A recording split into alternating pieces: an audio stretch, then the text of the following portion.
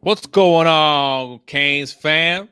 Welcome to Junior the Big Dog, your favorite father and son duo covering Miami Hurricanes football and sports. Back again, we are Wednesday, 7 p.m., like we try to do every single week. Second straight week, we did it in a row, Big Dog. So, no That's canceling true. this time around. No, it's getting back to. Oh, I gotta share with you guys. You guys are gonna get a kick. You all gonna laugh at the old man.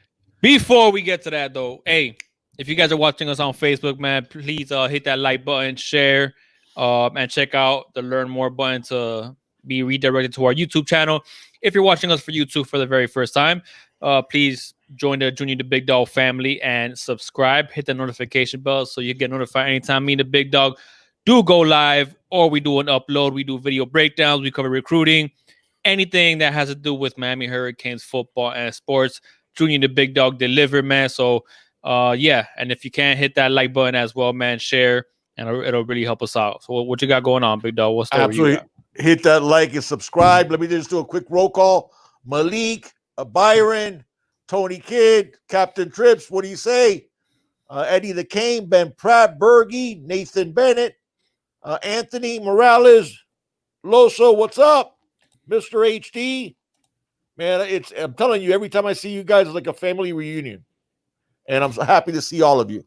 Birmingham Kane, Orange and Green Blood, Cohen. It's all about the U, Cohen.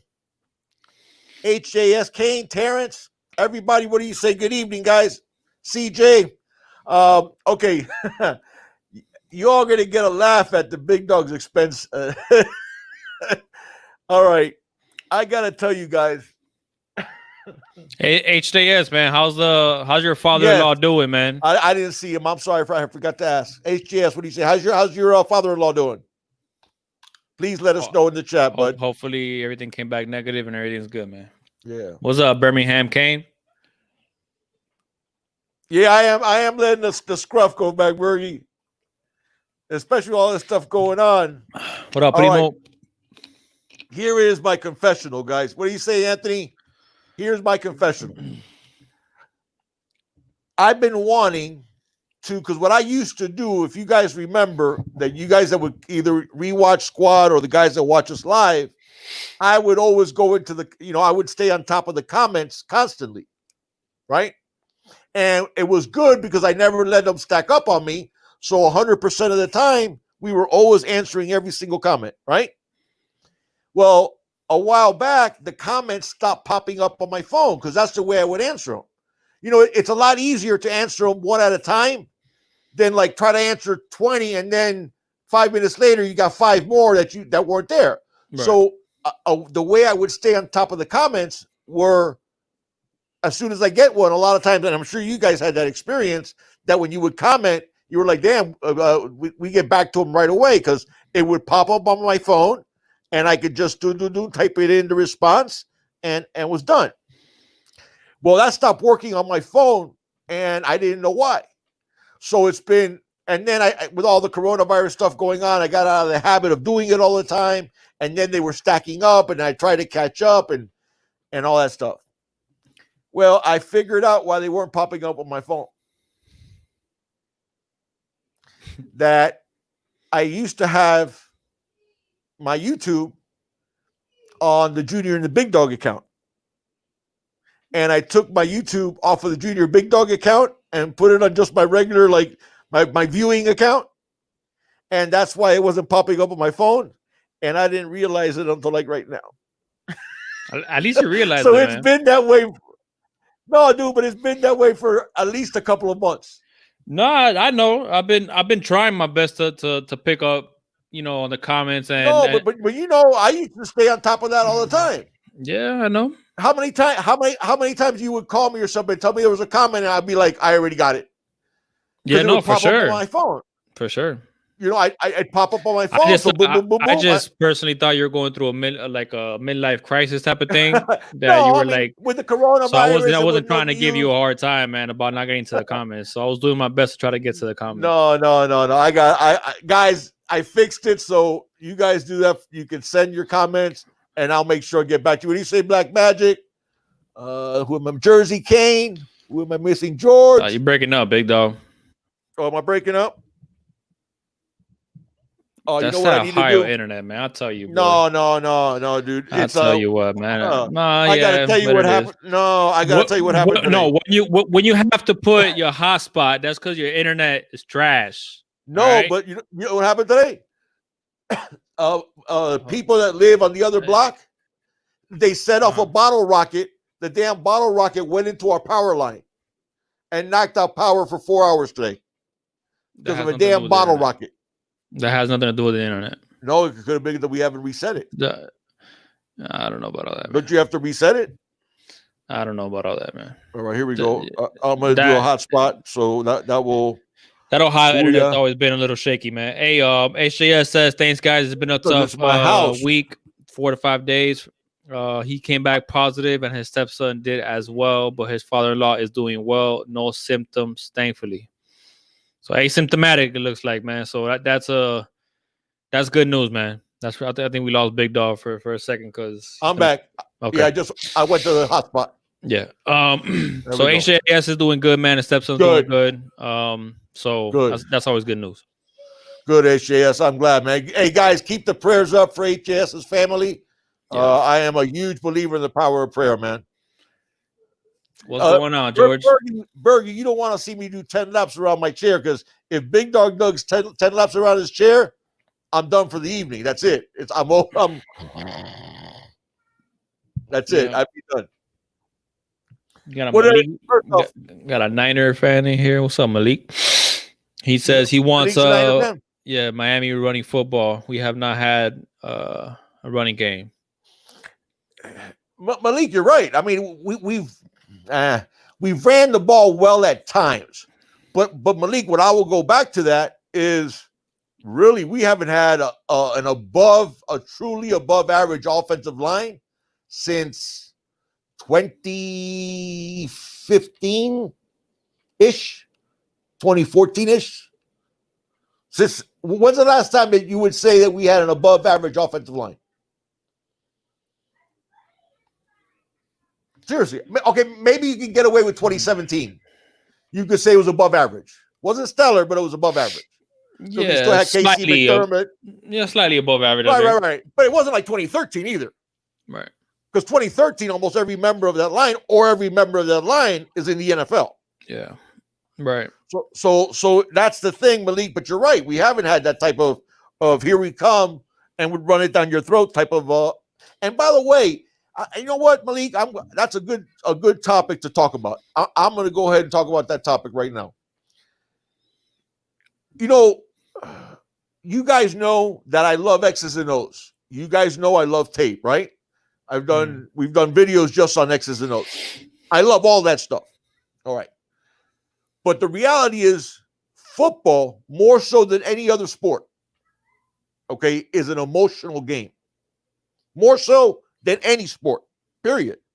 Okay, because in baseball, if you're emotional, it hurts you.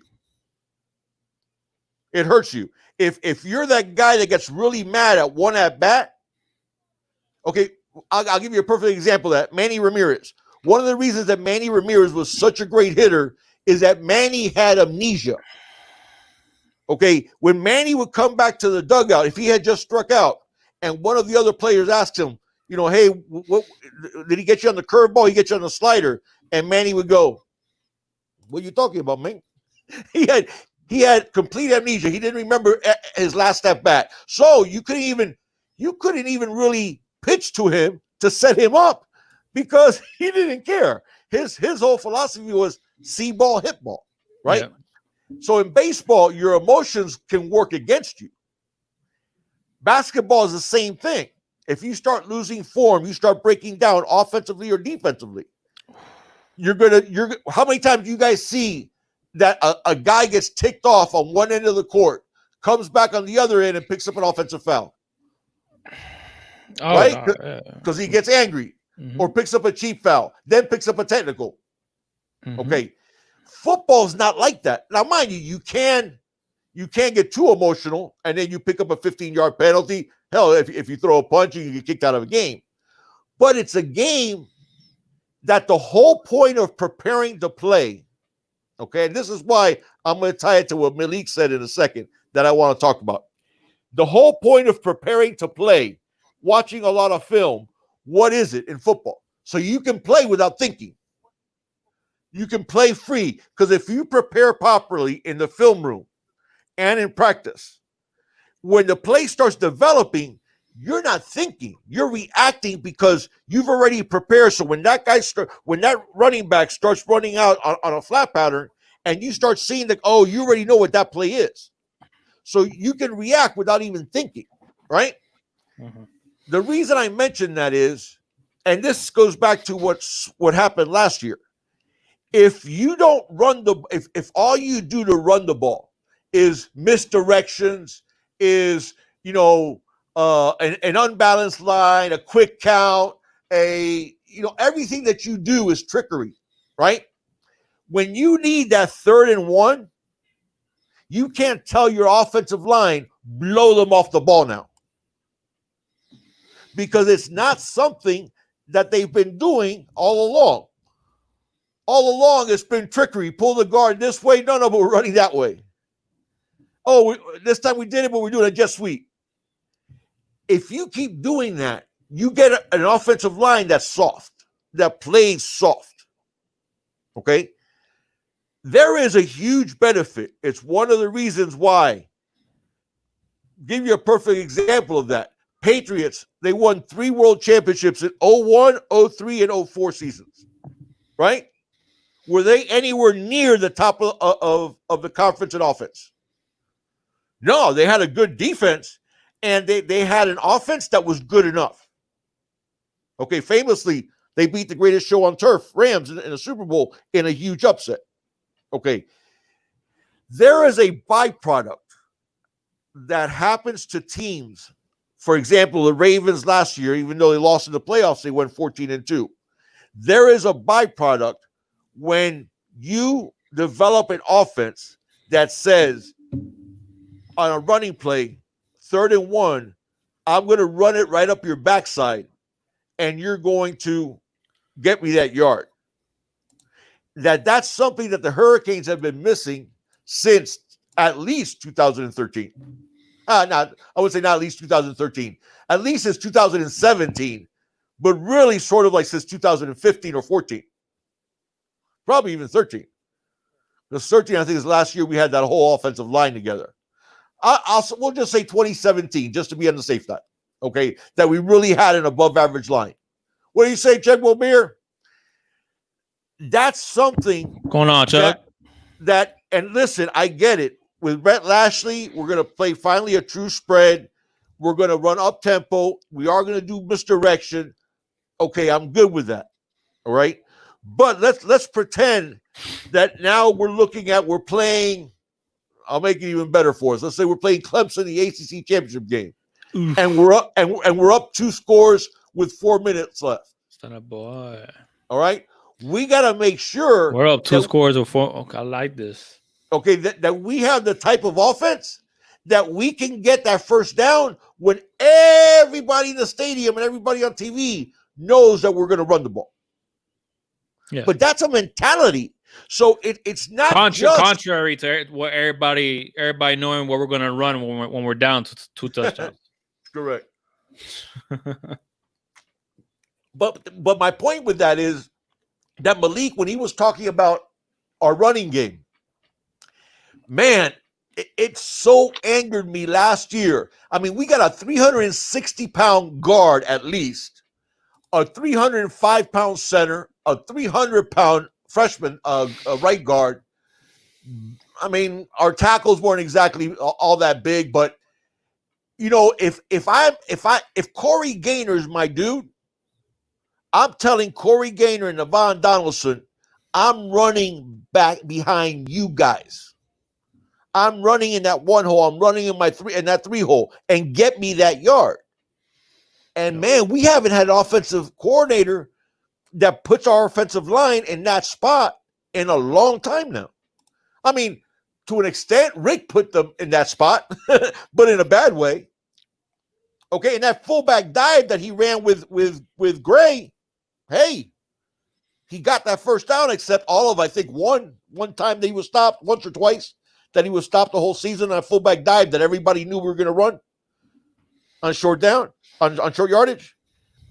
And to Malik's point, you have to have that type of running game, I think, in order to truly be a championship caliber team. You have to have that type of running game where you can pick up that 1 or 2 first downs that can close out a tight ball game. Yeah. And we haven't had that in a while because we haven't had an above average offensive line in a while. So while I like Garin Justice, and I know Garin Justice is going to prep our offensive line to run that up-tempo spread, I want to see him develop that toughness in our offensive line. We're not running misdirection. We're not running a double reverse like that former offensive coordinator that I refuse to name. Okay, man, where is he working now? Our Lady of the Christian High School in Pomona, California. I know he's an assistant. No, I know. I'm just messing. I forgot where. But he's at a small school. But yeah, he was at a small school, like a Western Carolina or something like that. It was a Western something. Yeah, and he was like assistant something / assistant head coach, right? Offensive assistant. But assistant head coach and something else. Right. It wasn't a quarterback's coach. It was something else. I don't know. I thought it was a QB coach. Who cares? But anyways, my point is Mary School for the Blind. Yeah, Stunner Boy says the offensive coordinator, aka he shall remain nameless. Stunner Boy, you're right. We got to leave him nameless. Yeah. Man, I can't do it. I can't even see Stunner Boy. I'll tell you how bad it is. I can't see a picture of that dude. Seriously, I see a picture of him and I start getting irate. I'm gonna send you a laminated picture. No, don't laminate it. Hey, no, that's what I'm saying. I'm gonna send you a laminated one. Yeah, don't laminate it. Hey, don't forget you don't need those things laminated in the rain. All right, we learned that from him. Did you finish your point about the running backs? Well, no, but my point was that there is a mentality of toughness. It's like, what do we want from our D tackles? What do we want from Jonathan Ford and Nesta? Yeah, and Jordan Miller. I knew he wasn't he's the running back coach at Cincinnati. Running back coach at Cincinnati, that's right. But and then he's also like an assistant, right. He's running back assistant head coach is what they call him. Right, exactly. But that's an honorary title. That's basically an honorary title, so you don't look bad. Yeah, he's at Cincy, so he's at a Group of 5 school. But but my point is, even though we're going to coach to that up-tempo spread, I want to see Garin Justice develop that toughness in our offensive line. Junior knows. I mean, I don't know if I could necessarily say this on the air. You also got to have tough players, though, big dog. No, but that's my point. That's the point I'm getting to. Like what happened when we ended up needing backups when Kalian Herbert and Zalante Hillary came into the game at Duke, and we made that guy's highlight film for the season. And he is a really good defensive end, so I'm not taking anything away. That kid's gonna be playing on Sundays. But my point on that was that, what did I tell you when we were watching the game? I don't care if you get a 15-yard penalty, snatch the dude's helmet off. I want to see that nastiness, that fire. And I do think, I think there's some guys on our offensive line that do have it. Okay. I think Corey Gaynor has it. I think DJ Scaife has it. I think Ja'Kai Clark has it. I just want to see guys that if they get beat on a sack and they give up a sack, they're not upset. They're angry. Right. Because football, unlike other sports, as long as you can channel it and not go overboard, you play better being emotional. Yeah. And one of the things that you want to develop is that toughness on the D line and on the O line of we can get that yard whenever we want to. And on defense, we can stop that yard whenever we want to. And when you're able to do that, you can win a lot of football games, even without the greatest talent. And when you don't have that, you can lose a lot of football games, even if you do have the greatest talent. And that the reason I got on that point was what Malik said about the running game.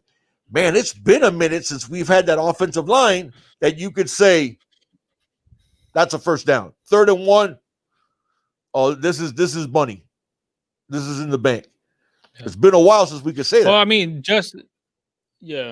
but even considering that, man, even with the subpar offensive line, running backs are still averaging over 5 yards a carry. So imagine what they'll be able to do with. No, you're right. You're right. Good offensive line, you know. We are, and but it hasn't been that.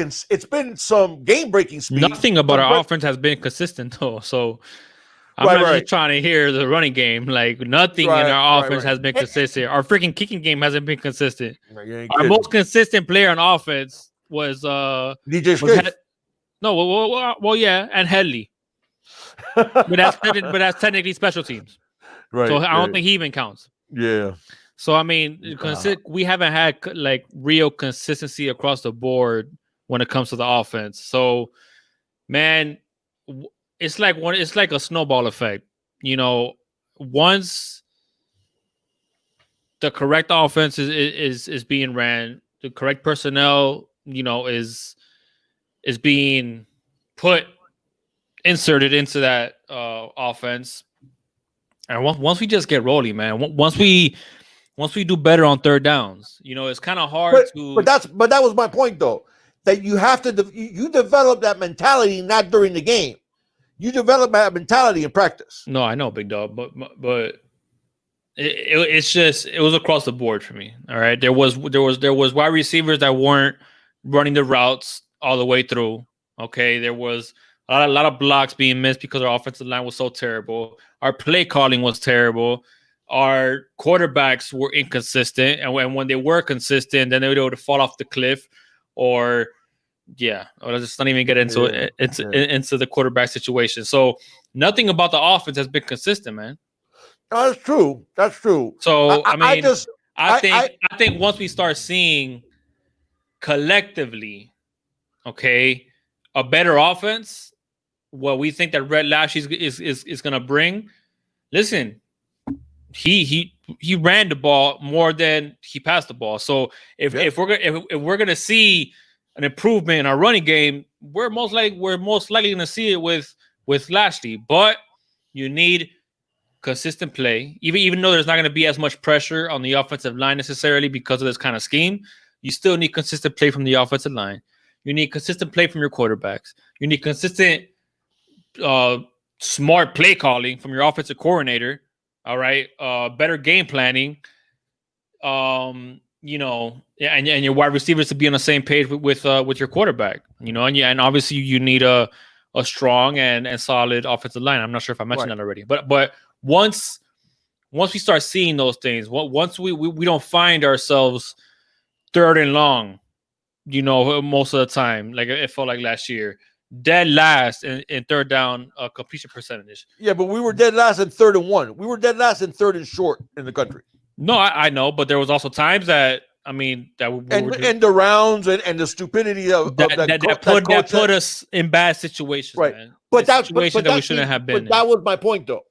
My point is that even though you can run that up-tempo spread offense and all those things, you need to develop a mentality among your offensive line that I don't need trickeration to pick up that yard.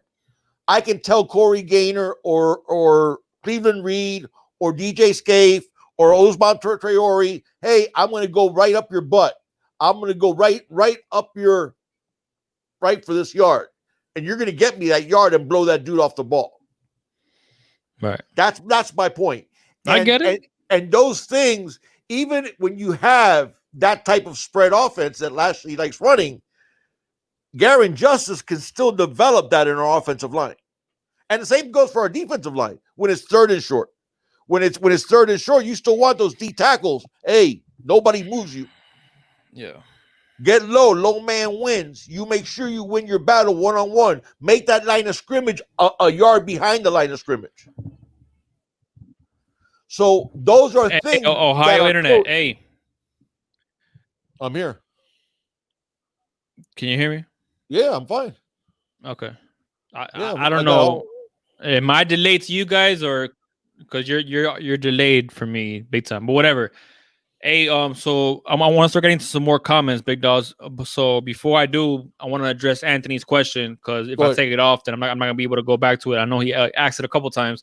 He says, "Big dog, this is a general recruiting question. Realistically, do you think a class can keep 2 top-rated quarterbacks, a 5-star and a 4-star, in the class without one of them leaving the class?"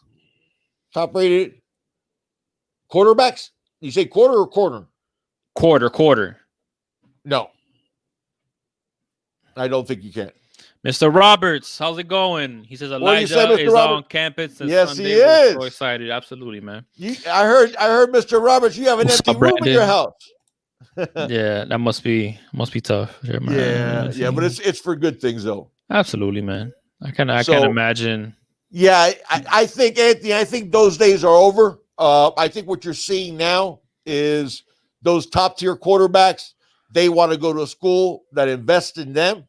Yeah. And sometimes you might see a big time guy and a third, a 3-star that has a lot of potential, but is maybe raw. You might see that. But to have like a top tier guy and a close to a top tier guy like a 4-star, I don't think you'll see that. I don't think you see that. I think, mind you, there's exceptions to the rule, but nowadays, for the most part, these quarterbacks want to see an investment in them, and they want to be the only guy in your class. You can't blame him, man. I don't. Okay. So I don't know. I don't know what you're trying to. What I don't know. I'm trying to understand why you would phrase that question, Anthony. Like, do you see us like maybe he's talking about USC? Maybe to see if I think the USC has a chance to hang on to Moss and to Garcia. I got you. That would make sense. Yeah, I don't think they're going to. I mean, you know that. I told you that from the beginning.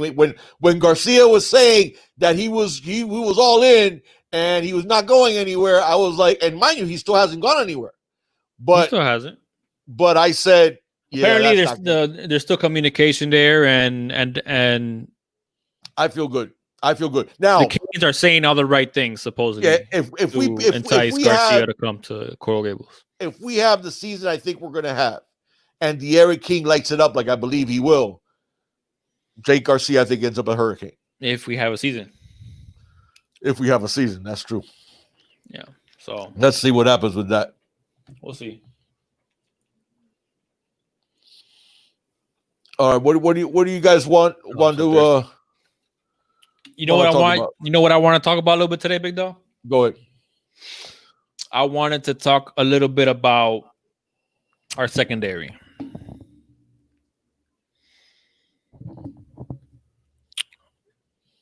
Can you hear me? Yeah, I got you. Our secondary. Okay. Yeah, I was also reading the Brandon had a good question. He said that if you look at the 247, we don't have any 5-stars, only 4 and 3. Lakers all day, man. I mean, look, technically, Don Chaney should have been a 5-star. Let's just get that out the way. Yeah, Lakers all day, man. You know me. I don't. Those stars are to show you an idea how full of Shiite those stars are. Lakers all day. We have had no football, no camps, no more games going on for months, and all the ratings services have had updates to their rankings. Sometimes drastic updates. Yeah. How? Why? There's no new film. There's no new camps. That's what I've said. That's what I've been saying all along. What changes now? Alabama offered that guy. Oh my God! All of a sudden, he's a better player. Yeah. No, man. Stars to me are bull. You know what? I'll keep it. But there's a lot of guys, man. In this class and guys that we might end up getting, that are high 4-stars. I mean, listen, when you're talking about, unless you tell me you're talking about top 10 overall player in the country, the difference between, especially in my opinion, when it comes to Miami Hurricane players between a Kane that's a high 4-star and him being a 5-star. It's like, I mean, really? Unless you're talking about somebody like Justin Flo, I'll put it this way. or you're talking to somebody like James Williams. With we'll see what happens with James Williams. No, but I'll think just the possibility. Put it this way. Okay, I know what you're gonna say. The two biggest freaks on our entire team. Okay, we got 70 some odd. I think 70. I want to say 77, but somebody might have to check my mind. I believe we got 77 players on scholarship, but somebody has to double check that. Absolutely, man. I agree with that 100%. George says, I truly think we're going to surprise the naysayers. The spread up-tempo offense will be very effective and will play with the lead throughout the season, and the defense will finish in the top 10. I'm with you, man. I agree. I'm excited. It's about time we see this kind of offense truly coming to the University of Miami. Here's my point. This is my point that and it goes back to the star comment that we were talking about with Lakers. Okay, in our entire roster, actually, we might be up to more because I was just thinking about Isaiah Walker. Thank you, Carl. I think we might be close to 70. I think we got 79 players on scholarship. Regardless, out of all those players, right? Name me the two biggest freaks of nature that we have on our team. The two guys that you go, oh my God, where the hell did that come from? Rousseau. Greg Rousseau. And who's the other one? A freak of nature in terms of what? Just a guy that you go, oh yeah, that guy's going to be playing on Sundays very soon. A few of those guys, man. No. We have a few, but the two biggest guys. Who's your other guy? Jalen Phillips. Oh, true. Yeah. Okay. All right. Jalen Phillips was the number one player in the 2017 class. Gregory Rousseau was a 3-star. Yeah. I rest my case. So we're not talking. No. We're not talking. I get what you're saying. No. I get what you're saying. Hold on. Listen. You don't get what I'm saying. Yes. You don't get what I'm saying. I'll tell you what. No, let me finish. How often does that happen compared to? Let me finish. That's what I'm saying. Let me finish. All right, man. Go, man. Greg Rousseau isn't the 3-star who overachieves. That's what you hear. Oh, he overachieved. Greggy Rousseau, from the first moment I saw him on tape, I went, oh my God, that dude is a beast. Okay, that's my point. It's not the 3-star that overachieves. Oh, he was only a 3-star, but he worked so hard in practice and he overachieved and overcomes his My rating. only pushback. Baloney. He was a 3-star because he went to Hialeah Champagnat Catholic and Alabama didn't offer him. Listen to me, man. That's why he was a 3-star. Look, neither me or you pay that much attention to the star system. We look at the film and we make our decisions based on that. And then when we do our player breakdown, we always provided where they're ranked and whatnot, just so you guys, could get all the information in one package. But my only pushback on that, Big Dog, would be that's more rare than high 4 stars, high 5 stars being complete bust compared to a 3-star that turns into possibly a 5-star being a complete bust happens all the time. Okay, Big Dog. And how many 3-stars do you never hear about? Hold on. How many 3-stars do you never hear about ever? You're literally talking about Greg Rousseau is an outlier. No, listen to me. Listen to me. Let's go there. Let's go there. What's the last good 5-star we've gotten? I'll wait. The last super stud 5-star we've gotten.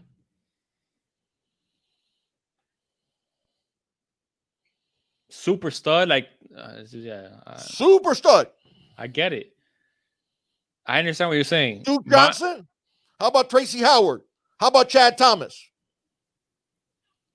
I feel like Duke lived up to it though. Okay, you could say Duke lived up to it. Did Chad Thomas? No. Did Tracy Howard? No.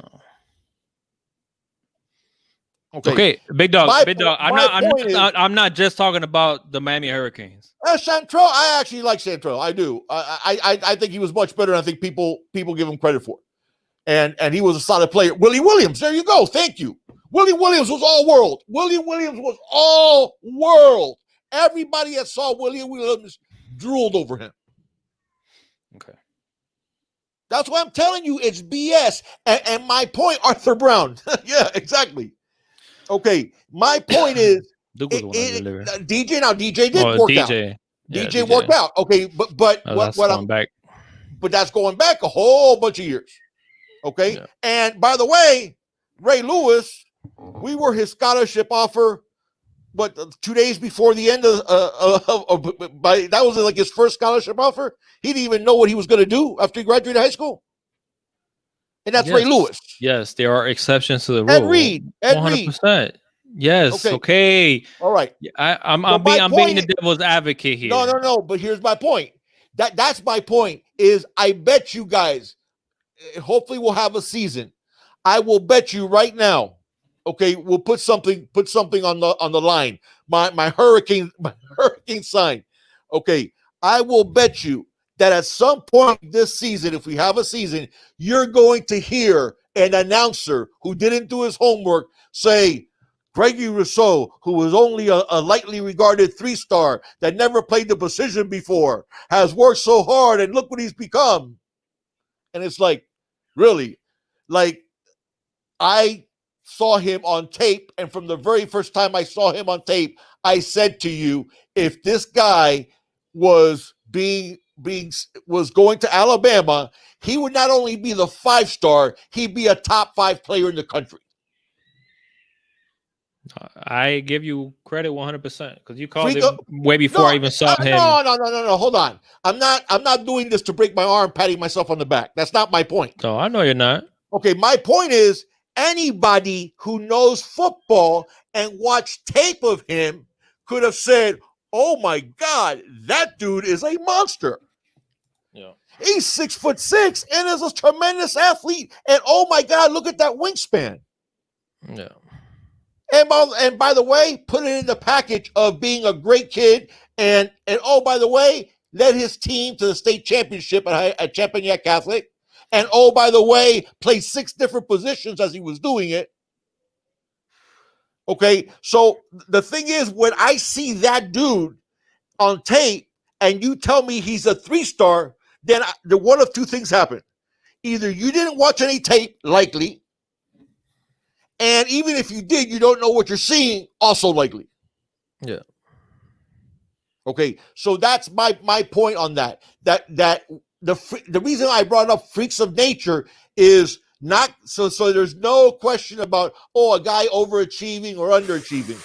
A guy that you look at and you go like, oh my God, like I told you when I first saw Jalen Phillips, it was like, dude, you got to see this tape. You'll start feeling sorry for quarterbacks. Okay, that's what I'm talking about that. I think the whole star system is full of crap because it's and thank you, they proved it for me.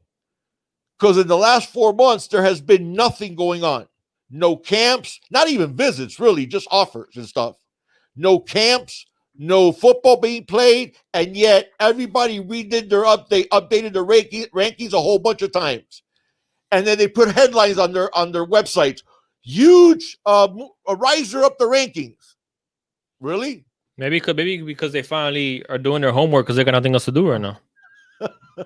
Okay, so if that were the case, so that means we could just throw away all the other times that they've been doing it, right? Yeah, I guess so. Like the Rivals guy that didn't exist, that was a high 3-star. I know. Like that guy. Okay, that's my point. I know. That's my point. If you see Gregory Rousseau, tape of Gregory Rousseau in high school, you say, who is that 20-year-old playing with those 12-year-olds? All right, so I got a question for you. Yes. Okay. Do you think there have been more You're right, Thomas. I should. Stop mentioning that. I do it, Thomas, just for information because people want to know the stars, so I give it to them. Do you think that there have been more 2 to 3-star players that have overperformed compared to more 4 and 5-star players that have underperformed? Oh my God, by far. You think so? But that's unfair, though. Because there's. But that's unfair because there's more, way more way more players that are 2 and 3 stars. Exactly. So that's an unfair comparison for you for your argument. Yeah, so I understand your argument, but it's unfair because there's if you have 1,000 3-stars and you got 35 stars, yeah, of course the 1,000 are going to outperform the 30 just because of the number. No, I'm thinking of it more. But hold on. But I've also seen a bunch of 5-stars. Even in NFL. Hold on. I've seen a bunch of big 5-stars. dog. Obviously, there's exceptions to the rule, man. No, you're not. Let me finish. I'm talking about the NFL. No, here's what I'm saying.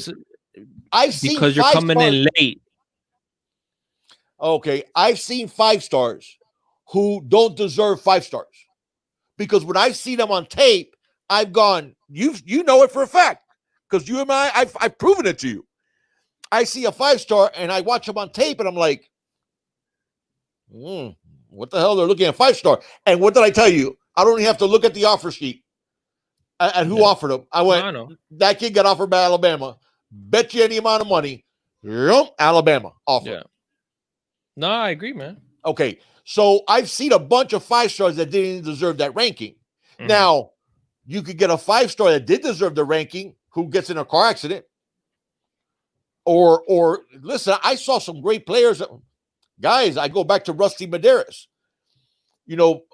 Old school Canes can tell you, if you ask me the most unstoppable pass rusher that we had at maybe until Greg Rousseau, but the most unstoppable pass rusher that we had at Miami, Rusty Medeiros is in that conversation. Blew out his knee. I mean, really blew it out and was never the same player again. And that was the end of it. Okay. Melvin Bratton got hurt his last game of his college career, tore up his knee. And that was the end of his chance for a long NFL career. So there's reasons why 5-stars might not work out. So I don't hold that against him. Jalen Phillips right now, you can talk about the number 1 player in this class, and right now he hasn't done a bunch in college football. Now there's been reasons for that. Okay. But if you see just Jalen Phillips, you go, oh yeah, that's a 5-star. Yeah, that dude is like, he's a completely different type of human being. Right. He's that human being that was made to play football. So I don't hold that against him. I don't hold the 5-star that doesn't pan out for other reasons, but I've seen a lot of 5-stars that don't deserve 5 stars. True. Okay, so that's the thing. Okay, there was one in this year's, and I'm not going to out the kid and talk about him, whatever, but he was really underrated at one point. That I was like, he was like ranked like the 400th player in his class or something like that. Yeah. And he's a receiver, but I don't want to mention his name because I don't want to say something negative about a young man who's, whatever, still playing. But he was like ranked 400th, and I went, these guys are crazy. This guy's underrated. Alabama got in the mix, and like in one recruiting ranking, he jumped up 300 spots. And then he went from underrated to overrated. So that's the thing. But you know what? Anyways, it is what it is. It is what it is. And the what do you say, Walter? I was just trying to get you riled up. Yeah, that gets me riled up, man. Because it just you know what, dude? I would and Thomas, this goes to the reason why I mentioned it sometime, and I mentioned it more than I should. To us, we're just talking about prospects, right? Oh, but you know why I do like mentioning it. It matters to these kids, man. No, it matters to these kids. Absolutely, it matters to these Look kids. At these kids on Twitter. What do they put down on Twitter? 4-star on other pages. They all ESPN 300, whatever, blah blah blah. Yeah, of course they care about it.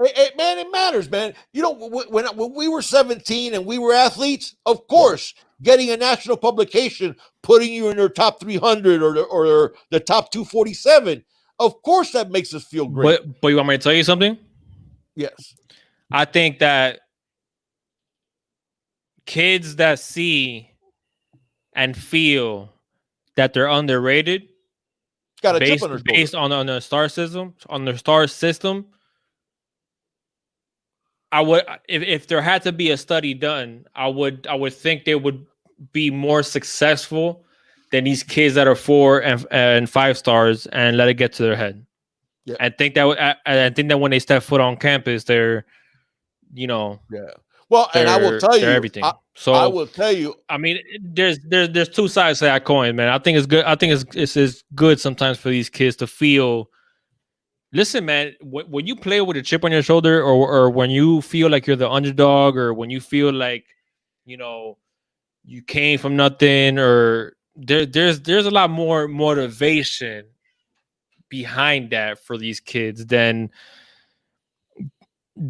somebody that, you know, has been highly recruited and right. somebody has been, you know, been watched since middle school. Yeah. You know, so I think it's good for these kids, but I understand what you're saying. I think it does. They care about it, man. They really do care about it. They care about the star system for sure. Yeah. And it does, and that's yeah. It's not George, but I've spoken to a parent. Ooh, that's a good one. I've spoken to a parent, okay?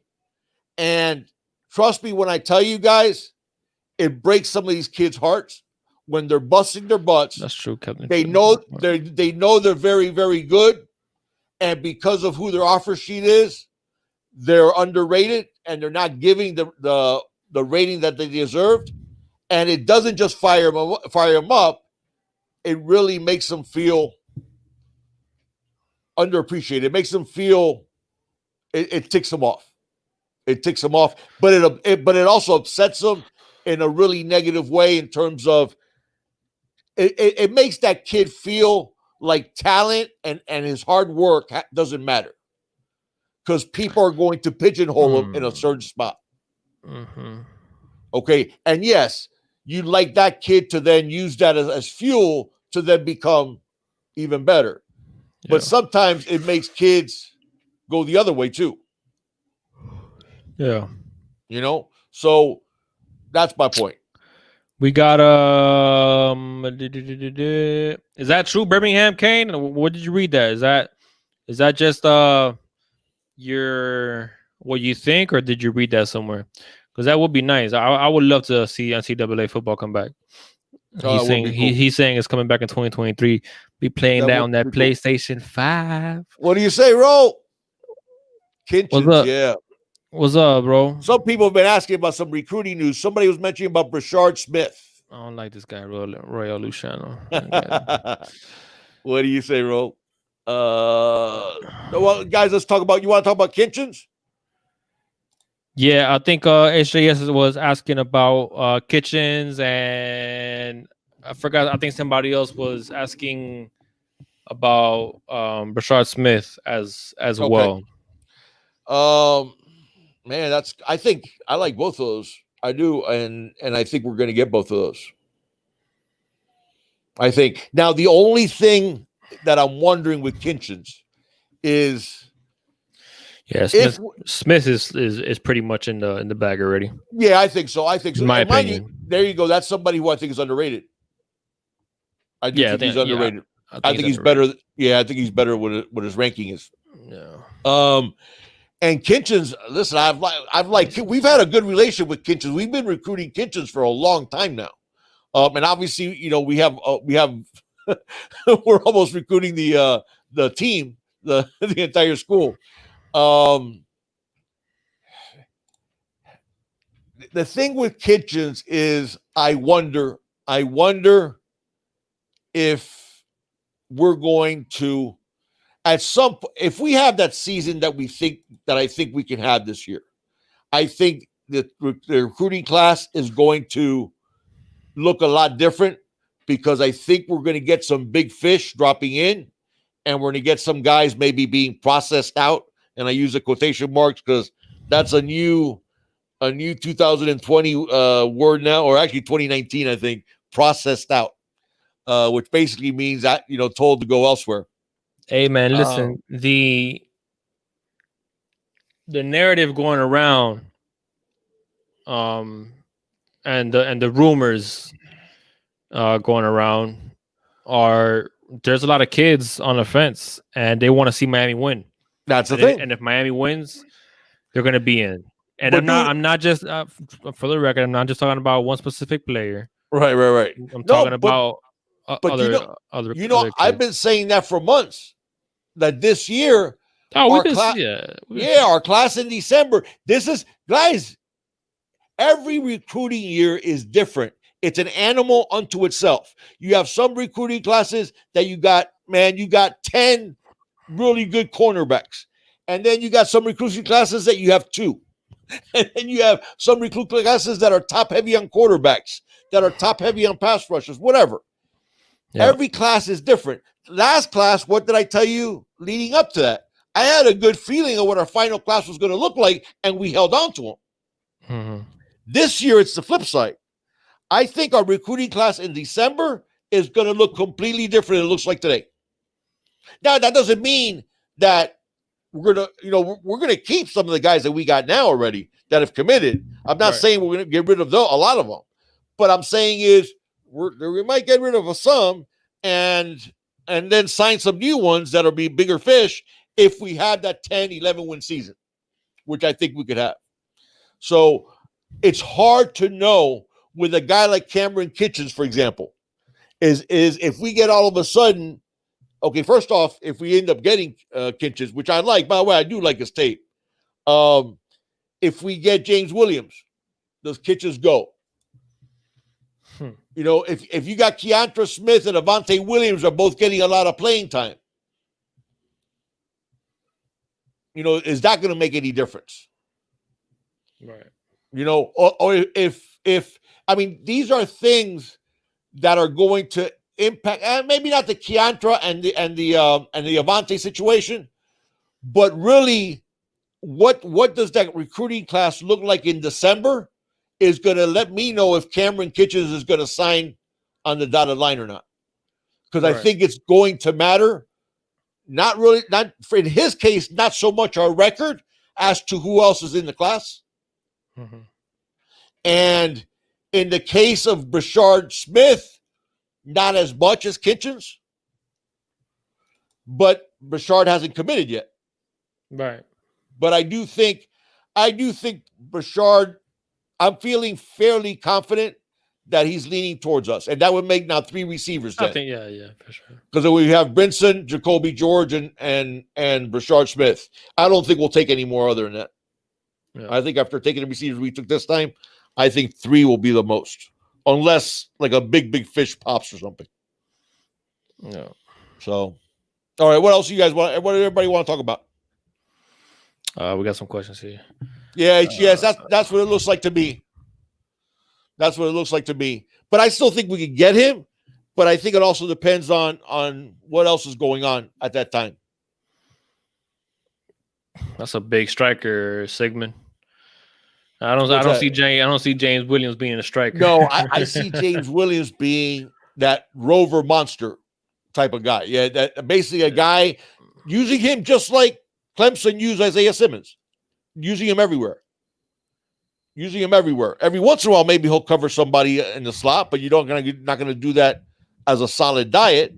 But then you're gonna blitz them. You're gonna, play him at just that linebacker. You're gonna play James Williams everywhere. I think that would be a perfect position for Williams, and I think that's something he'll like.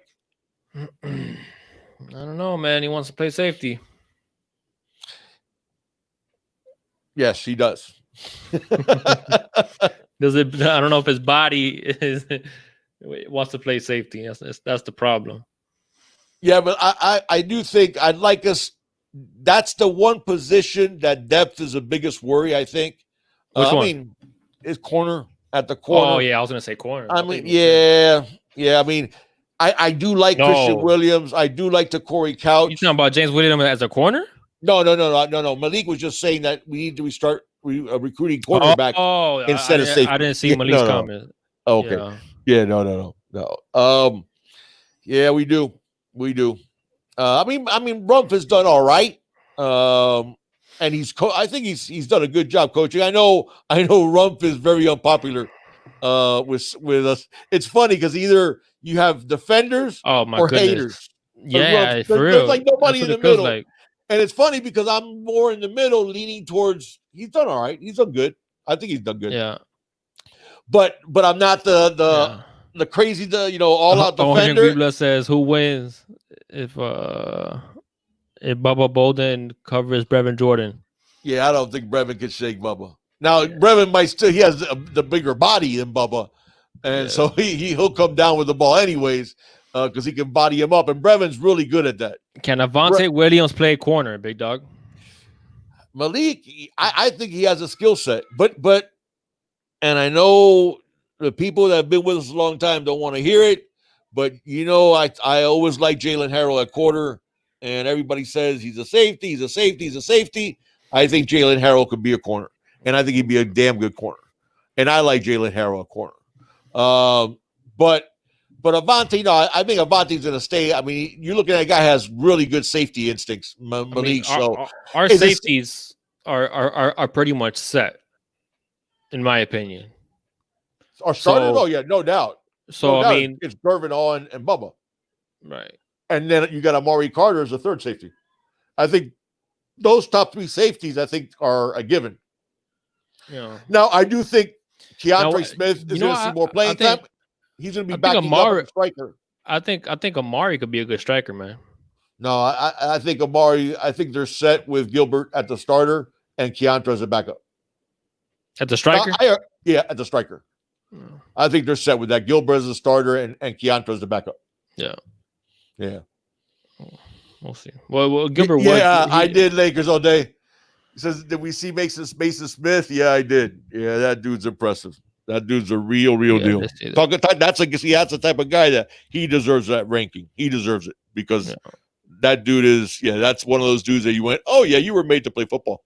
Yeah, you were made to play defensive line. In fact, yeah, he's special. And by the way, when I was surprised Lakers all day with seeing, I've watched quite a bit of tape on him. Is that even though he has so many physical tools, he's actually a much better technician than I think a lot of people realize too. I think, in fact, Wholesome tweeted out something about that, about technique, and he is, and you see that in film and you see that in camps. He's much better of a technician than you'd expect from a guy who's still that age with that many physical tools, because you would figure, well, he could get by on physical tools alone. Yeah, I think it's giving Firestone a run for his money for the starting job. I think Firestone ends up with a starting job at HAS. I heard the same things. I heard that Keontae I wonder where he's at though, weight wise. What do you think Keontae's at? Keontae was always really solid, man. So it wasn't like he was carrying any. He wasn't skinny, obviously. I mean, he was hefty, but he wasn't carrying bad weight. I mean, I think he's probably 190. Somebody fact check me because I think they did put out weights a while back. I think he's at 195. I think Keontae's is around 195 or somewhere around there. No, man, I'm getting Keontae confused with who? With Takori Couch? Yeah, I got him confused with Takori. Oh, yeah, no, Keontae's that's why I was like, where do you? Yeah. Takori, where do you think Takori's at? Because he said last time he was interviewed, he was at what, 170, 168. Is that what he said? 170? Did he say he was up to 170? Yeah, listen, something like that. I think Takori at 175. I love Takori, man. I do too. He's a dog. That dude's a dog. Yeah. He came in. He was like what 155. I'll tell you right now. They said that he actually was playing last year. There was a time there he was weighing at 146. Yeah, he came in slim. Man. Hey, but he played like he was 210. Yeah, he really did. That's what I stick his head in there. He's all dog. I love Takori. Yeah, I was thinking about Couch when we were talking about Keontae. But Keontae's like what? I think Keontae's a real 5'11", and 195-ish. I want to say. Yeah, I think is where he's at, and he's solid. Keontae's 199. There you go. Couch is at 158. See, me Canes, I still trust my eyesight because that's why when I heard Takori 170, I don't think he's 158, man. I don't think he's 170 either though. Nah, but he could be like 165. Yeah, right. That's what I think. He's getting there. But Keontae said he was actually 190, 199. Yeah, HGS, he did, man. Couch To play like Corey, he was at one. No, for sure. I'm Corey's dying to see Couch on the field, man. that dude knows no fear whatsoever. Sticks his head in there. Oh, yeah, I'll tell you what. I almost went back to my old Cuban that said, "Oh yeah." Te salió el cubano ahí. Oye. To Corey, man, you'd be hard pressed to find a corner that, no matter their size, that was better in run support than Corey. Seriously, I saw 6 foot, 185 cornerbacks that weren't as good at run support as Corey. Yeah, Corey was a monster at run support. He really was. I like Oye mi socio. Yeah. That's the thing, Bergie. I definitely want to see him at least at 175. And then if he can get up to 180, 185 would be perfect. And drop it like a reta. Hey, and how long you been in Ohio, big dog? Yeah, how many years already? 12 years I've been in Ohio. 12 years, man. And he still comes out every once in a while. Yeah, Trajan was too, Malik. You're right. And that's why when Corey, before we ended up obviously getting him to sign his letter of intent, when we had him committed, I said that I don't like to compare, but he reminds me a lot of Trajan. Because now I do think Corey has a few more athletic gifts than Trajan. Yeah. Trajan was an athlete too, but I think Corey's athletic skills are above Trajan. But I think Trajan was very good in run support also. He was. And he'd stick his head in there like if he was 6 foot, 210. Yeah. So, yeah. So, but yeah, I like Corey quite a bit. So if you guys want to try the best Cuban restaurant, there's no discussing this. Casa Romeo, the one in Pembroke Pines. The one on where that the big Movico is, that's that shopping center that's on the other side of it. That Casa Romeo there hasn't been a movie go in a long time. Oh, it hasn't been a Movico. I don't know what it is now. I think it's a Cinemark. Cinemark. I think so. That Casa Romeo is the people that used to be in the old Las Delicias. Okay, so I give you an idea how far back these people go. And then they were at the Casa Romeo Miami Lakes, and then they traded restaurants and ended up at the Casa Romeo in Pembroke Pines. And I'm telling you, those people can cook Cuban food like nobody's business. Yeah. Yeah, VK, that tells you how long I've been there. Yeah. Oh, yeah. VK, I'll give you an idea. I actually remember the old Las Delicias when it was a tiny little restaurant in one of those strip malls before even they had that big place on West 4th. So I give you that goes back to when I was like 10 years old in like the 70s. That's going way back, big though. Yeah. No, Versailles is good, but you guys got to try that Casa Romeo. I'm telling you right now, their food is ridiculous, man. What's going on? Thank you, Chug. What's going on, Chug? Before we get to the Chug, welcome to the channel, Anthony Rodriguez, man. He said, "Hey guys, new to the podcast. Thank you so much for joining us, man. We really do appreciate it. Thank you, Anthony. Chug more beer, man. Never fails." Junior Big Dog, what do you think of LSU linebacker Marcel Brooks and the transfer portal? Great show. Go Canes. I haven't had a chance, Chug, to watch him on tape, but now that you said that, I promise you I'll watch him tonight. If you want, shoot me a comment on the thing, and I'll shoot you back my breakdown of him. I'll break him down on video tonight. Because I believe he was I'm pretty sure he was a 5-star. So let's see if he lives up to my stars. I know, but yeah. Just so you can have a reference point, I believe he was a 5-star. Yeah. I'll take a. Yeah, I knew he was highly regarded. But let me take a look at him and let me see. I haven't seen much tape on him at all, man. Thomas, but I don't know if Southwest Ranches was incorporated when I left to come to Ohio. I don't remember. It was already a city? Yeah. Okay. Yeah, you're right. I guess that is in Pembroke Pines. I guess that is Southwest Ranches. No, that's Pines, man. Is it Pines still, or is it Southwest Ranches? That's Pines. Yeah, that's Pines. That's because it's on Sheridan. Right. And 75. Yeah, right off of 75. So that's Pines. I'm pretty sure that's Pembroke It might Pines. be. Southwest Ranches, I think, is once.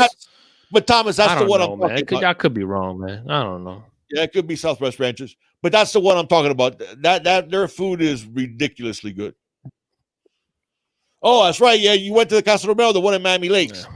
They used to own that one. And then I guess they ended up trading it because they moved up to Broward, and they ended up trading it for the one in Pembroke Pines. But we've literally have gone to what these people's restaurant for over 40 years, 45 years. I used to play Hialeah Corey League when I was a kid, and we would go to Hialeah Corey League, and then after the games, we would go eat at La Delicia, which was like a little tiny one before they built that big giant La Delicia on 4th.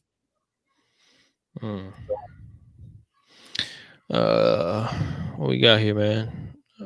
Brooks is a great player. He's just buried in depths at LSU. He would be a great acquisition. I haven't seen much tape on Brooks, man. I can't. Yeah. Let me break him down. I mean, where I can't just. Yeah, I just know that he was highly regarded, and I'm pretty sure. Correct me if I'm wrong. I'm pretty sure he was. I'll look it up right now.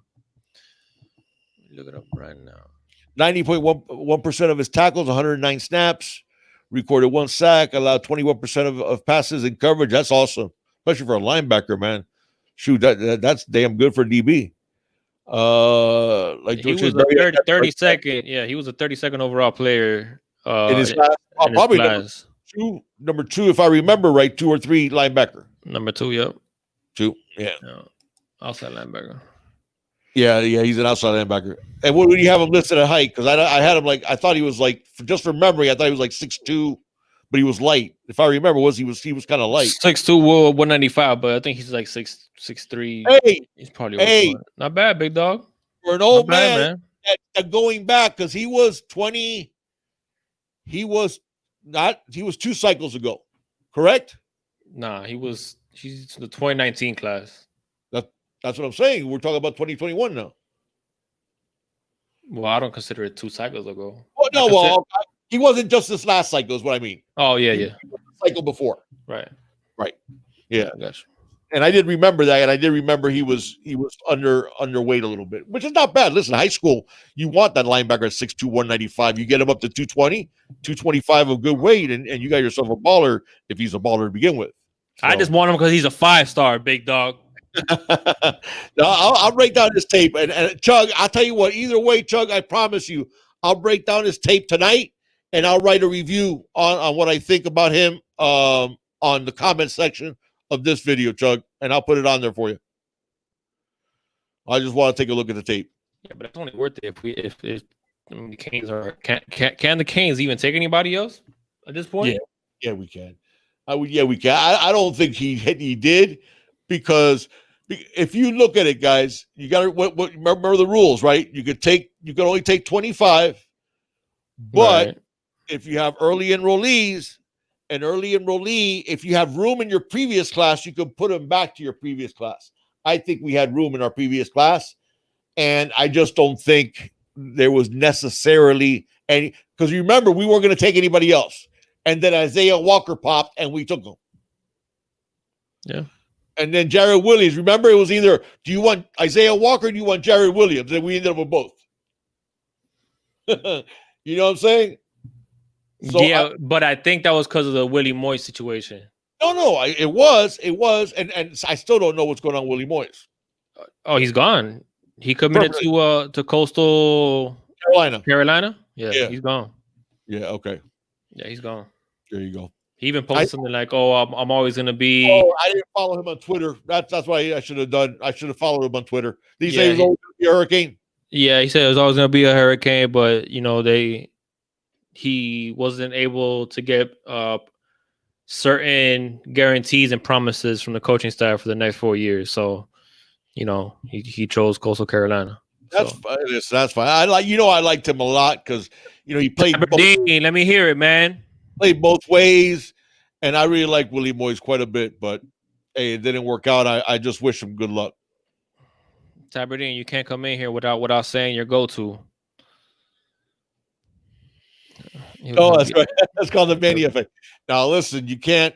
I don't think anybody can argue with the fact that I mean, Manny, all things considered, he did an amazing recruiting class, considering the 6-7 record, and what he's done in the transfer portal is he's made Miami the king of the transfer portal without even. There it is. There you go. That's Taverdine's Hey, old line. Bergie says, do you think that Sam Brooks will lead the team in tackles this coming year? Oh, good question. No, my money would be on McLeod. That would be my money. The leading tackler will be McLeod. Yeah.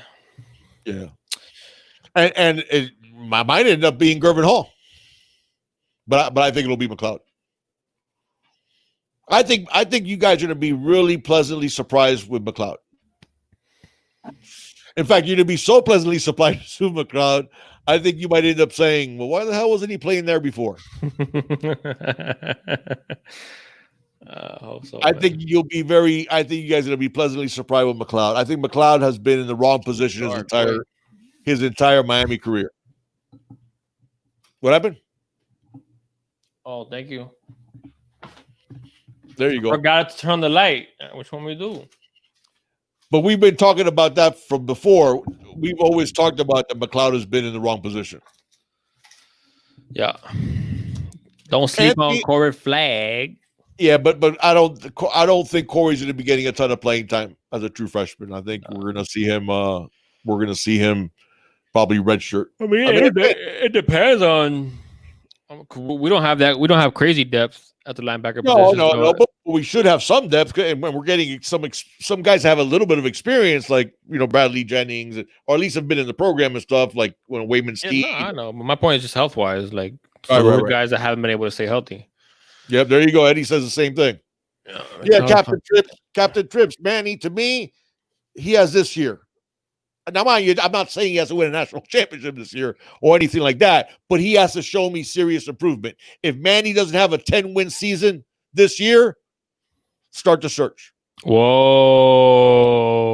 Nope. Start the search. Oh.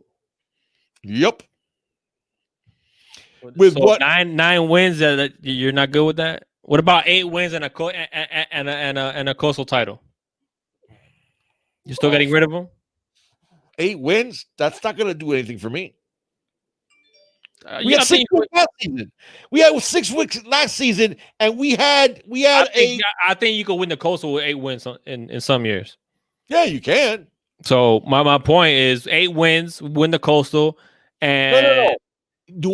Am I saying he's absolutely going to get fired unless he gets 10 wins? No. What I am saying is if he doesn't win 10 wins with what we have, with what he picked up in the transfer portal, with Brett Lashley, with De'Ara King, with Quincy Roche, with all that stuff, and you can't win 10 wins with the schedule that we have in the ACC Coastal, when exactly are you going to win? Hold on. We lost to FIU. That's my point. And if we're in the same boat again, guess what? He needs to go. We don't gotta be in the same boat, but 9-4. 9-4. Okay, maybe I don't. No, I don't think 9-4, and you go to Charlotte and you don't lose by more than 2 touchdowns against Clemson. But then we end up playing 14 games, so we still should win 10. Oh, that's true. Yeah. Yeah, because we got 12 scheduled. Then you got the ACC championship game. Then you got a bowl game. Yeah.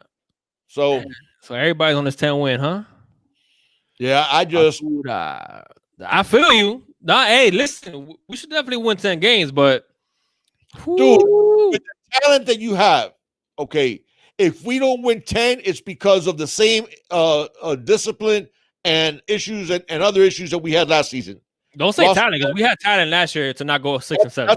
That's why I said not talent. I said we did. If we have another bad year with the talent that we have, it'll be just because of the same things that messed up the season last year.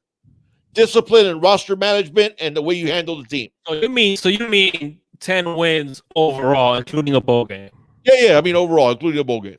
Okay, Yeah. I'm on board with that. I thought Because- you were talking about the regular season. Here's the thing: Las Vegas put our over/under at 9. Okay, if we win 8, what are we doing? Underachieving. So now you've been a head coach 2 years, and you allowed the team to underachieve Why? 2 years. Why? Because Vegas says so. No, well, you're going to tell me we don't have a 9-win team in the ACC Coastal? We don't have a 9-win team playing Wagner, UAB, and Temple in our first 3 games. Yeah, we do, man. Then we got Michigan We State, do. and then we got the ACC Coastal. Yeah. We got to win 10 games with that schedule, man. I wonder what the recruits mean by they want to see Miami win exactly.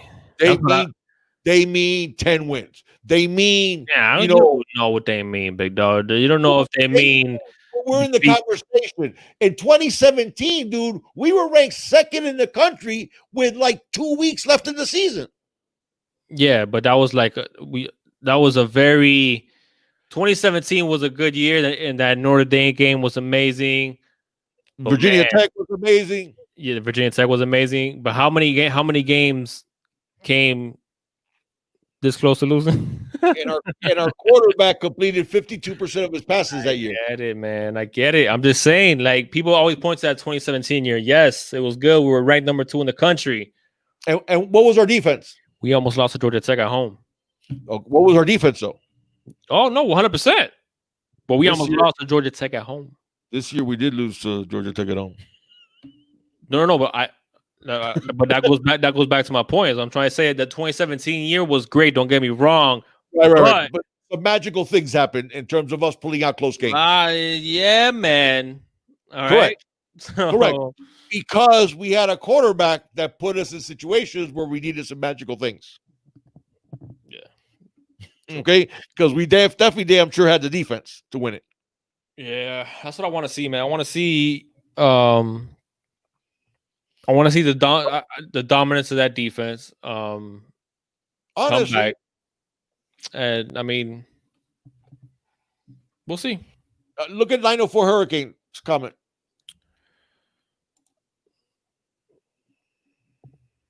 Yeah, Lashley.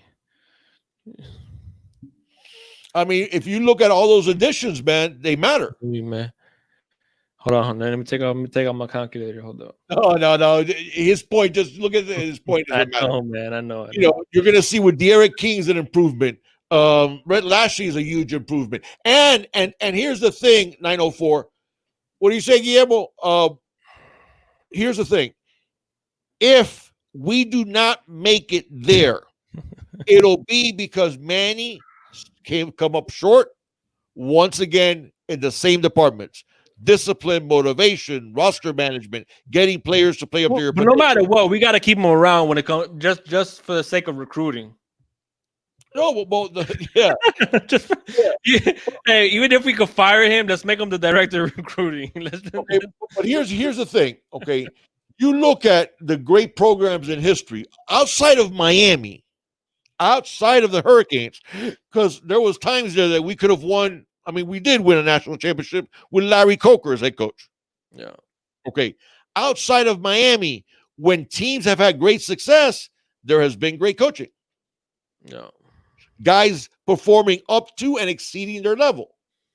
What happened last year is we played well below our level. What's good, Primo? I didn't see you, man. Got wholesome one Holloway in the house. What do you say, Wholesome? I just mentioned him a little bit ago. Yeah, you did. Wholesome, we were talking about Mason Smith, and I talked about what you tweeted out. That's why he jumped in here, man, because his ears were ringing.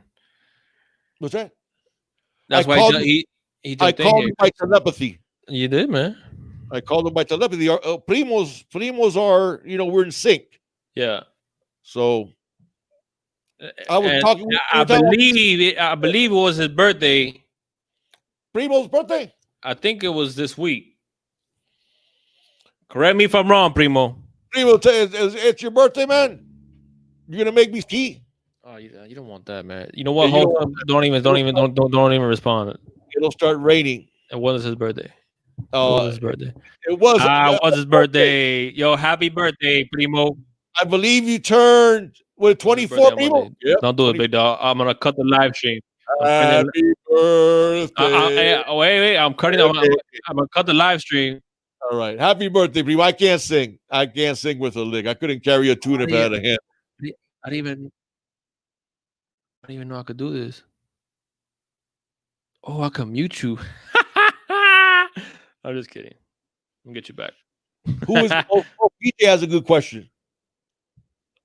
Now what? The most intriguing player. Yeah. You want to see that nobody's talking about one on offense and one. Ooh, I like that question a lot. Intriguing. Okay. Huh. PJ, can I get away with offense with picking Jeremiah Payton?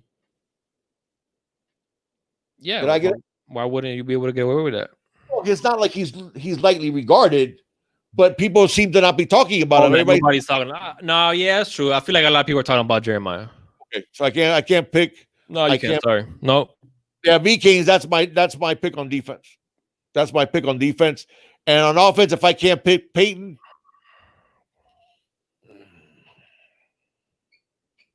Cleveland Reed. Cleveland Reed is what I'm going to pick on offense. On defense, I'm going to go. Defense, I went with the one V-Canes, Jafari Harvey. Defense, I'm going to go with Christian Williams. Okay.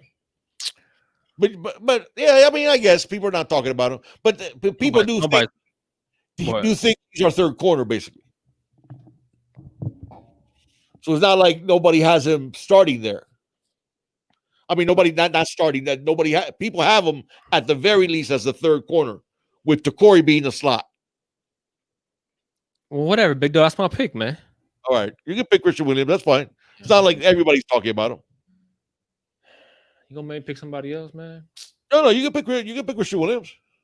I'm trying to think, man. I do think Christian Williams' ceiling is higher than DJ Ivy's. Yeah. Somebody that nobody's talking about on offense. Lakers they says Payton on offense and Bolden. Lakers, you gotta give me somebody else. Yeah, everybody's talking about Boulders. You gotta give Payton. I'll accept, and that's the one I would pick. No, Malik, you can't do Huff and Wiggins. Those are guys that people are talking about. Well, Huff, maybe. I love Huff too, but people, I think they're aware of how good Huff is. Restrepo. Okay, Restrepo on offense. Okay, that's a good one. I feel like he's a little underrated. Yeah, he's underrated and he's ready. I think he's ready. That college ready, body wise. Guillermo's going with oh look, VK just said Restrepo. Robert Burns. Great minds think alike. Robert Burns. Okay. Due to injury. Okay. Wholesome picks Chaney because due to injury, people are forgetting about how good he is. That's true. Fergie with Reading. That's a good pick. That dude's college ready. You want to talk about college ready? That dude's college ready. Ripped, man. That dude is who's hurt? That's one thing I will tell you. Back in my day, you know how people my age tell you back in my day we did everything better. Back in my day, there was no 6'1", 195-pound shredded receivers coming out of high school that could run like Reading. Yeah. Seriously, there wasn't. Because even Michael Irvin, who's huge for a wide receiver, wasn't like that when he came out of high school. Birmingham came is saying Perry. OG says, okay, Rooster. That's a good pick, OG. I like Rooster. Lakers went with Sam Brooks since people said, okay, since I made him not take Huff. Okay. Chance Williams for Malik. Good. That's a hell of a good choice. Yeah, Restrepo and Sam Brooks for Orange and Green Blood. My only thing about Chance Malik is, man, he ain't gonna get on the field. That's the only thing, man. Yeah, he's not gonna be able to see the field with what we got at the end. No, HJS, you gotta give me somebody else other than Bubba, because everybody's expecting Bubba to be huge this year. Bolden going to be the best player on the team this year. That's strong, PJ. That's strong, but I don't think that's as strong as some people may think. No, I'm saying your first inclination is to be like, wait, what? No. But no, that's not my inclination at all. I'm just saying, do I put him over Rousseau? That's why I don't put him one. Because you got Rousseau. No. Yeah, but hey, listen, I don't think it's that. What do you say, Shonda? Good evening to Mrs. Roberts. Shonda. So glad you joined us. How you doing? Keyshawn Smith, Bergie, good one, because that's somebody I need. That's my favorite one. I take my pick back. I take it back. That's a picking Keyshawn Smith. Man, that is a good one. Man, he's right. Nobody's talking about him. Nobody, and that young man got some skills. Yeah, I just love the way he snatches the ball. He does. He doesn't even catch it, man. He snatches it. He's just smooth. He's like a gazelle. Yeah, dude. No, but I just like those 50-50 balls with him or 90-10. Oh yeah. That's what I love about Keyshawn. There is no such thing as a 50-50 ball with Keyshawn Smith. It's 90-10. Yeah, exactly. He mosses he's only 6'1", and he mosses everybody. Yeah. Yeah, Nevon Donaldson is registered in VK. We saw that. Yeah. Yeah, I think it's a good idea, VK. Larry Hodges. Wow. You know what, man? Wow. Do you think they'll be using that H-back role? DPGC Miami 305. First off, good evening. Do you think are you picking Hodges because of the H-back role? Because Rhett Lashley does like using an H-back, but I always assume he's going to use Brevin Jordan in that a lot and use Will Mallory more along the line. Tate in the slot. Man, Captain Trips, I would have felt better. You know what? He has that idea though. What else? What else is he gonna do, man? He's not gonna play quarterback for the University of Miami. He's just not. Harley's in the slot, but you got Restrepo in the slot. You could actually put Keyshawn Smith, but Mark Pope in the slot. I like. I've always liked the idea of Pope in the slot. Yeah, I do too. Yeah. That's the only problem with Tate in the slot is we got a lot more talented guys there than Tate. Yeah. Now, mind you, Tate in a short area, that dude's, his short area quickness is off the charts. Is elite of elite, but long speed, man, we got guys that can get away from you and then run away from everybody. Oh, Captain Trips was joking. Okay, no, but there was people. Listen, if Captain Trips. Tate Martell's the short shuttle was 3.96. It was a sub 4 second short shuttle. His short area quickness is stupid special. It really is. It's elite level. OG Kane. I didn't forget. Christian Williams was my pick on defense. Yeah. So I didn't forget about Christian Williams. Hey, Big Dog, let's start wrapping up, man. Okay, you want to do some rapid fire? Can you hear the kids crying in the background? Oh, I didn't hear them. No, they're not really crying. They're just they're starting to get bored with those. Go ahead. Okay. Those of you new to us, please subscribe, hit the notifications bell. Everybody, please, on your way out. What do you say, Jeffrey? I do think Blaze is gonna have a good year. Everybody, please hit the like button if you haven't hit it already.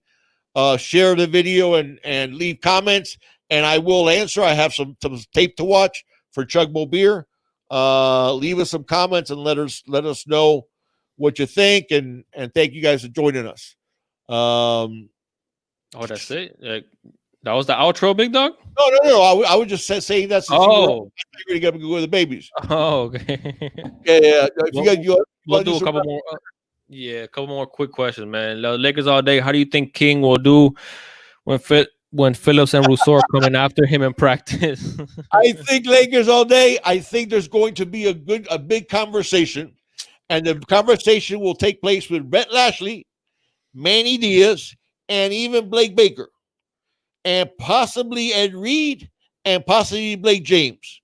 And it's going to go to Greg Rousseau and Jalen Phillips and just say, please, please, please, please, pretty please don't hurt him. Yeah. In practice, just like touch him, like 2-hand touch. Just do 2-hand touch, and don't even breathe on him. Don't, because I think we got something special in D'Eriq King too, and Greg Rousseau and Jalen Phillips can bring the pain when they hit somebody. So, but yeah, I think that they'll be made sure. Instead of having a red shirt, I think D'Eriq King, they're gonna put like a neon orange shirt with like lights and stuff to make sure that Greg Rousseau and Jalen Phillips don't lay into him. No, but they're up in Christmas lights. Yeah, exactly. Yeah, and styrofoam, just to make sure D'Eriq King doesn't get hurt. I just have really high expectations for D'Eriq King, and it's unfair because I mean there's gonna be some adjustment period, but he was talking about how he's really impressed with the number of athletes that we have on the team. Yeah. All right, man. Rapid fire? Huh? Rapid fire, or are we done? I mean, that's pretty much what we're doing. That's a biggie. Stat of the day, D'Eriq King. And this is bothering me so much, big dog. We are on such a delay. You and me are so off. Like, really? Yeah, the whole stream, man. So dude, that's why. Huh? It's not me. You're on a hotspot, man. Yeah, that's what I'm saying. But my hotspot's hotspot. I don't know. I don't know if it's me, but that's why it seems like I've been interrupting you because. Oh, okay, got you.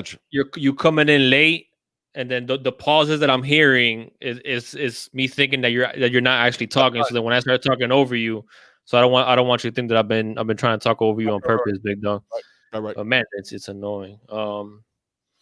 Anthony Morales with a $5 donation. He says, "Great show as always, guys. Miami will win 10 games and will start to make the transition to dominating again. From your words to God's ears, Anthony. We need it, man." Good. And listen, not just am I rooting for it like you are and like we all are. I believe that the possibility is there. I believe the possibility is there. And if we don't do it, then shame on them. Yeah. Who will get off the ball faster, Phillips or Rousseau? Could you imagine? Okay, let's say we're playing a team that has 2 mediocre tackles, and he sees. Thanks for joining us, OG. Greg Rousseau. Yeah, thank you, OG. Greg Rousseau on one end and Jalen Phillips on the other. After having seen these guys on tape, talk about you want to make sure your health insurance is paid up. Yeah, you ain't kidding. Oh, HJS, thank you so much, partner. He says thanks again for the content. Thank you, HJS. Thank you, partner. You have a good night. $9.99 donation by HJS. Thank you so much, brother. If I have to, okay. It was the Lakers that asked me that, right? About who's off the ball faster. Do I have to pick one? Yeah, sure. Why not? Oh, man. Oh. It's hard. If you tell me healthy 100%, I think Jalen might have an edge off the ball. By what? 1/1000? By this. By this much. I know, man. I think Jalen might have an edge off the ball. I don't know. I can't pick that, man. They're both just monsters, man. It's tough, man. They're both such monsters. I mean, you're looking at assuming Jalen Phillips is healthy, you're looking at 2 guys 5 years from now could end up being number 1 and number 2 in the NFL in sacks in a season. Yeah. In one season, I'm saying. Yeah. I mean, that's the reality of it. I mean, they were close to it last year. Yeah. Rousseau ended up second in the country, and he started, and he sat on the bench for, not sat on the bench because he did play 20, 25 snaps a game for 5 weeks. But man, that's close. That's close. Yeah. Bergie says, do I think Cam will break 1,000 yards rushing? Yes. Yes, I agree. I'm saying yes. Yeah, I agree. All right, man. Let's go ahead and bounce, man. Listen, guys. By the way, Bergie, that's cheating a little bit just from the standpoint of, remember, Brett Lashley, 80 plus plays a game. We're going to have a lot more carries than we had last year. So there's going to be a lot more carries. That's why I think he's definitely. Yeah. That's why I think Cam. But I do think Cam's going to have a big year. And then I think I agree with Primo. I think you're going to see Chaney get some touches. And I think Rooster is going to be a third down back. Nice. What do you say, Aaron? All right, guys. If you guys are new to the channel, if you're watching us on Facebook, man, check us out on YouTube, Junior the Big Dog. If you're watching us on YouTube for the very first time, if you enjoyed the content, if you made it this far into the show, man, and you're not subscribed, what are you doing, man? Hit the subscribe button, hit the notification bell so you get notified anytime me and the Big Dog do upload a video. We do our lives every single Wednesday at 7 p.m. We do player breakdowns. We cover recruiting, player breakdowns with video, mind you. And we also do possible commits, which we haven't done yet for 2021, but you know that will come. So just like we did prior to the Category 20 class, we talked about position groups, basically about guys that we could potentially be in the mix for, and you know, guys that we thought we had a shot at, this and that. So we're gonna be doing the same thing for the 21 Savages, I guess is what they're calling it. For the 2021 recruiting class. We still got some video breakdowns to bring to you guys. We still got the Jared Williams. We still got Daz, I believe, Jalen Harrell, and Isaiah Dunson, I believe, is the other one we got to do, man. So we're going to be doing those as well, man. So be sure, though, to be subscribed and hit that bell. So anytime we do upload one of those videos, you will be notified, man.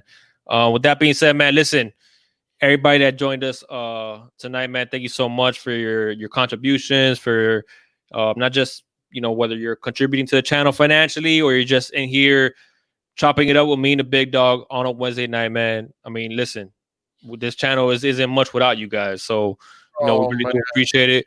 Once again, Birmingham came waiting until the end, man, to drop a bomb on us. Thank you, Birmingham. Thank you so much, partner. Great content, guys. Keep doing what you're doing. 12-0. I'm with it, man. You know what, man? Hey, I'm with it. Speak it into existence, Birmingham. I'm with it. Birmingham, hey. I can't say enough, man, about your question. Do we not have the talent to be able to do that? I don't want to hear about talent no more, Big Dog. No, let me go back to this donation. I don't Thank you so much, Birmingham, for your donation. We have the talent. Now, talent, smash. And I'm not trying to hear about talent. I agree. But thank you for these spots to close the deal. LOL.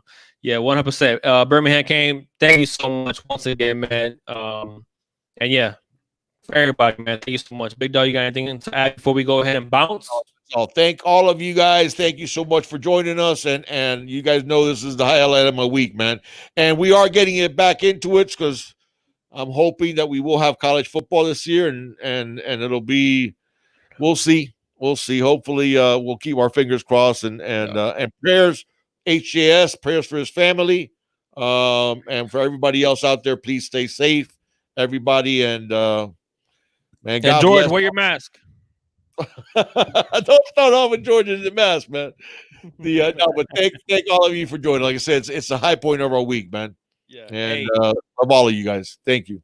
With that being said, man. As always, it's all about this you. Thank you, guys. Have a good night. Have a great night.